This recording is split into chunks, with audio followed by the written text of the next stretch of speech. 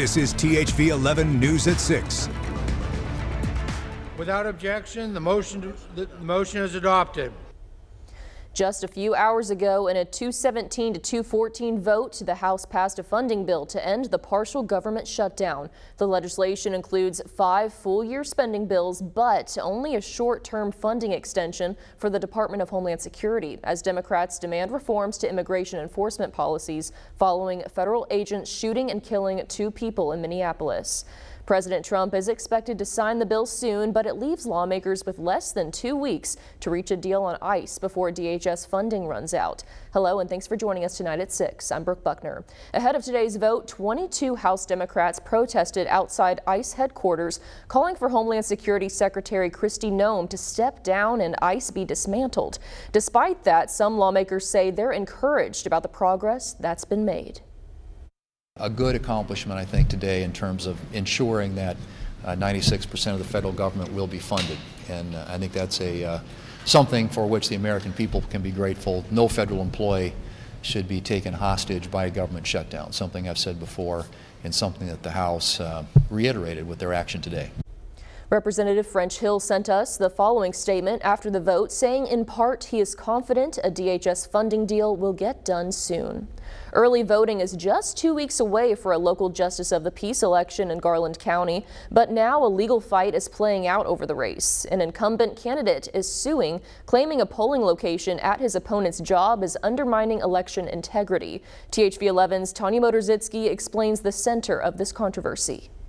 This was not the route Garland County District 7 Justice of Peace Dayton Myers wanted to take, but he says election integrity is on the line. It's not just about my election.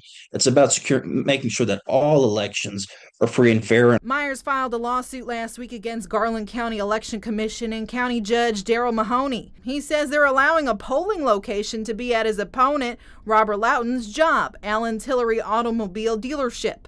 The lawsuit says the polling location is usually at the Hot Springs Mall. Documents allege Judge Mahoney handpicked the location, saying it is understood that the Garland County judge may have the commission recommendation as to a polling place to the Garland County Election Commission, something they say is against the Arkansas Constitution. Judge Mahoney declined to comment. Myers and one of his attorneys, Josh Hurst, says they tried to file an appeal with the Election Commission but was denied, so which leads to them filing this injunction. This sets a precedent here in Garland County, and if the courts fail to act on it, it could allow for this to rampantly start happening all over the state of Arkansas. He says all they're asking for is fairness. Even the appearance that the Election Commission is showing favoritism to one candidate or the other, or that the polling location is somehow not neutral, it's just not right, and it's not fair to the voters that they may feel intimidated when they go into vote. In a statement from Loughton, he says he supports the decisions made by the commission and judge and says, I want to be clear that I am an employee who happens to be on the ballot for Justice of Peace District 7. The location currently under scrutiny is in District 4, not in District 7. He then gives addresses of the dealership and where his exact office is and says this is a completely separate building from where I work, located approximately 200 yards away. In Garland County, Tanya Motorzitsky, THV 11 News. Tanya, thank you. Attorney Hurst says 3 out of the 4 judges have recused themselves from this case already. He says they do plan to have a speedy ruling with elections coming up. Election day is March 3rd. We reached out to the election commissioner and we did not hear back. Over in the River Valley, today is Election Day in the race to fill the Senate seat in District 26. It has been vacant since Senator Gary Stubblefield died in September. Wade Dunn and Brad Simon are looking to move on to the special election on March 3rd, with the winner of today's runoff facing independent candidate Adam Watson. Meanwhile, tonight a newly proposed bill in Washington is causing concerns for one big cat sanctuary here in Arkansas. Turpentine Creek, a refuge in Eureka Springs, has been taking in big cats for years, rescuing them from neglect, abuse, and illegal breeding. But the proposed bill would allow certain facilities to hold big cats under different rules related to breeding, who can own them, and how they're transported. And its vice president fears of what could come if it passes. We'll be reversing everything that we've been working for 30 years. We'll be back in the 90s again, and we'll have people like Joe Exotic with the Tiger King running around at your local malls and things like that, doing magic shows with cats. Smith collaborated with Representative Steve Womack to get previous big cat safety laws passed and says he's already working with him to stop the new bill. We did have a few showers earlier in the day, and the clouds have broken up, leaving us with a gorgeous sunset out there tonight over Little Rock. Things have melted off the roadways as well, so another day of thawing out and melting. But tonight we will have to deal with temperatures that may drop below freezing for just a little while. A few ice patches can't be ruled out. Look at the numbers: 61 Texarkana, 41 Jonesboro, Harrison 41. We're at 54, and hour by hour we'll see our temperature slide on back into the lower 30s when you wake up tomorrow morning with Tracy Bean. We'll bottom out about 31 degrees here in Little Rock. So we'll be slightly below freezing, which means any moisture on roadways could refreeze. But the good news is, well, aside from the 45-degree high tomorrow, which is pretty cool, 54 Thursday, back up to 70 on Friday. Spring fever, I know it's arrived. A lot of folks wanting those warmer temperatures to get out of the house this weekend. I'll have the rest of that weekend forecast here in just a few minutes. Thank you, Tom. Potholes now. They always tend to appear in the aftermath of any winter storm, and this time is no exception. But luckily, the city of Little Rock is already filling them. THV 11's Carter Thweet joins us live from Little Rock with the details on that process. Carter? Hey, Brooke, I'm standing in front of West 65th Street here in South Little Rock, and this is where crews were earlier today filling some of these potholes. And as you can kind of see behind me, I hope you can see, it's getting a little darker outside. There are some potholes that haven't been filled yet, and I'm told that's to be expected. Really some minor, smaller ones, because as I can attest from earlier today, there are some much larger ones that have been filled, and that's something that city leaders say is going to be a priority going forward. You can find them throughout the city, including here on 65th Street. And Eric Petty with Little Rock's Public Works says potholes are more than just annoying. It can be a hazard because people can make sudden moves trying to dodge one. They can also be real deep. It can actually damage the vehicle just from the jar. And they're popping back up again, something Petty says isn't surprising. There's a bunch of cycles we've went through where it froze at night, thawed at daytime, and that's let water get into the cracks of the asphalt streets. That causes potholes. In Benton, they tell me they're not working on potholes today. Same with North Little Rock, where a city spokesperson says most of their potholes are on state highways and RDOT will take care of them.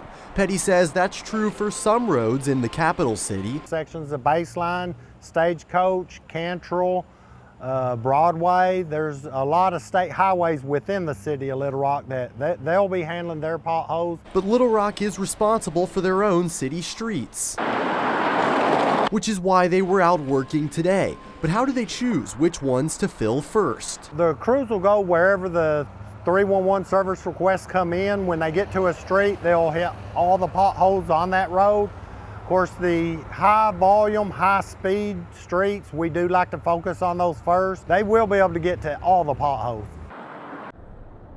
Petty didn't say exactly which streets they want to prioritize besides this one behind me, but he did say they will look at those with a lot of 311 requests. So I checked that request log, and by far the road with the most requests for pothole repair was Chenal Parkway. In Little Rock, I'm Carter Thweet with THV 11 News.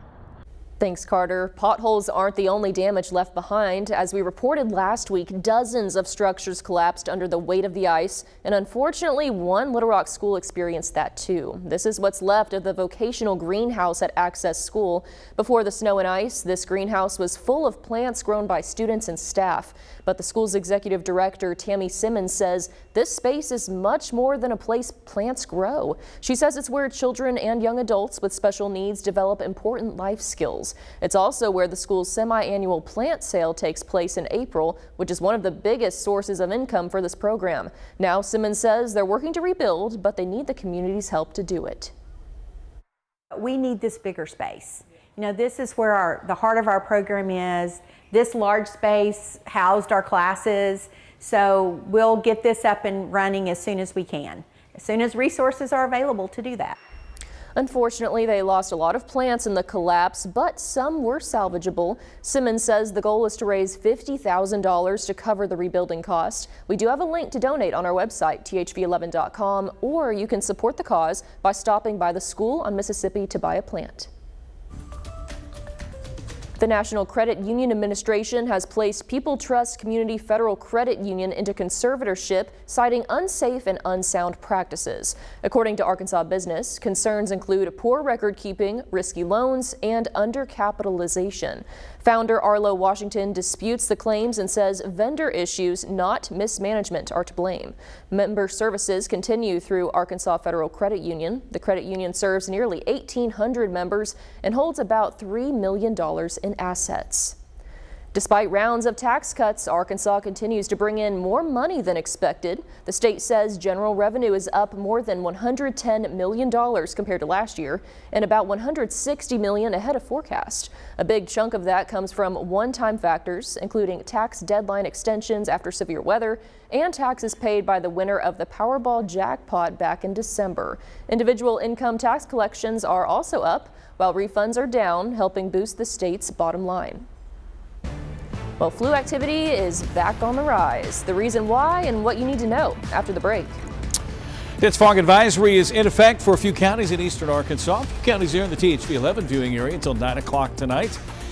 After the break, we'll talk about warmer temperatures and limited precipitation chances, but I think it's a forecast you're going to love.